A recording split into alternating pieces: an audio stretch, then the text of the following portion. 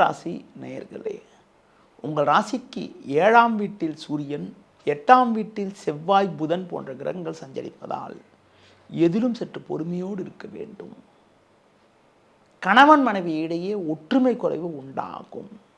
அலைச்சல் காரணமாக இருப்பதை அனுபவிக்க இடையூறுகள் உண்டாகும். பேச்சில் சற்று பொறுமையோடு நிதானத்தோடு இருப்பது நல்லது.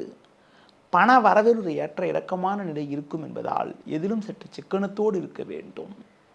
ஆரோக்கியத்தில் அக்கறை எடுத்துக்கொள்வது நல்லது. வண்டி வாகனங்களில் செல்கின்ற போது சற்று பொறுமையோடு இருக்க வேண்டும்.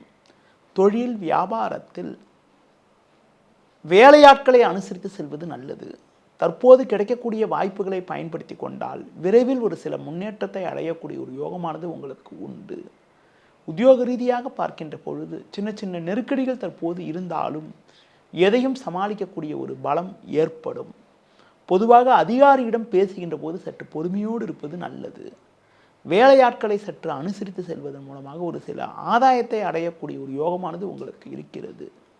இந்த வாரத்தில் குறிப்பாக எந்த நாட்கள் உங்களுக்கு ஒரு சிறப்பான நாளாக இருக்கும் என பார்த்தால் 16 வியாழன், 17 வெள்ளி, 18 சனி ஆகிய நாட்கள் சற்று சாதகமான நாளாக உங்களுக்கு இருக்கும்.